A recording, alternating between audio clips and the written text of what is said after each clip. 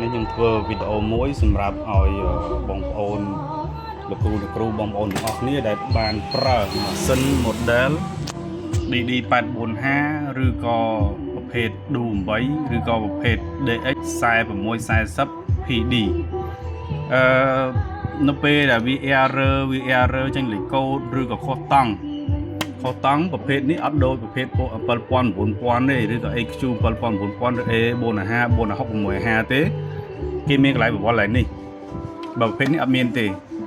ញ្ចឹងវាត្រូវជាប់គាំងតង់ឡើងហ្នឹងហើយបវរអត់រួចទេអញ្ចឹងយើងត្រូវដោះអានេះចេញព្រោះវីដេអូនេះខ្ញុំជឿថាមិនដែលមានជាងដែលគាត់ធ្វើឲ្យភ្ញៀវមើលឥឡូវខ្ញុំធ្វើទុកឲ្យមើល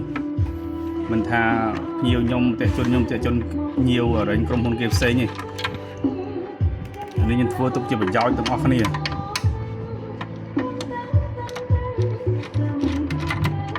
ដោះខ្ចៅចេញទាំងអស់វាមាន4គ្រាប់តាំងស្ទះលើហើយនឹងស្ទះក្នុងនេះ3គ្រាប់ទៀត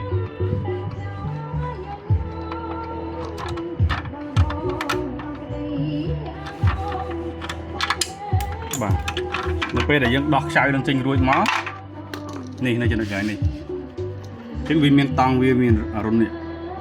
កាលណាបើសិនជាវាត្រូវតង់វាលុបភ្លើងលឿងខាងលើចេះខុសតង់លុបភ្លើងក្រហមអញ្ចឹងឧទាហរណ៍ថាខ្ញុំធ្វើឲ្យវាខុសតង់បន្តិចសិន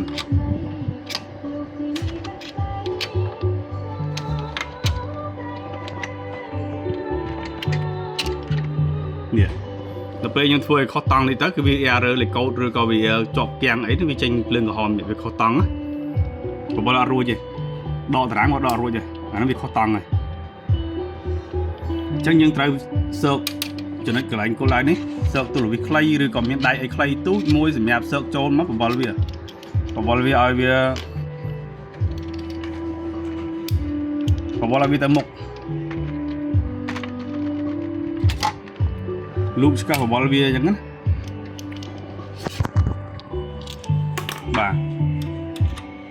យើងសើកបបលវាមកសើកបបលវារហូត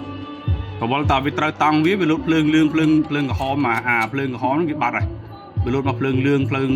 ខាងលើហ្នឹងឲ្យត្រូវតង់វាឥឡូវវានៅខុសតង់ឡើយយើងបបលទៅត្រូវជុំមកវា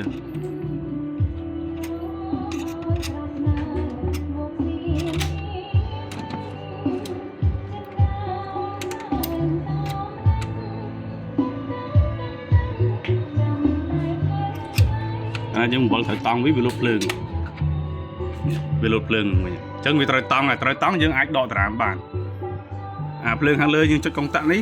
ភ្លើងខាងលើនេះយើងដកតារាមតែភ្លើងខាងក្រោមនេះយើងចុចមកវាលូតភ្លើងនេះឡុងនេះអញ្ចឹងវាឲ្យយើងទាញរហូតនេះបានកាលណាខុសតង់លូតភ្លើងក្រហមមិញដកនេះអត់រួចទេដកតារាមក៏អត់រួចដែរអញ្ចឹងយើងចូលទៅវិញទៅបើយើងចង់ដកតារាមយើងទាញមកលើអត់មកទេតែយើងចុចភ្លើងមកដកបានតែប៉ុណ្្នឹងទៅអូខេហើយយើងចាប់ស្ទះខាងជន់ចូលវិញទៅ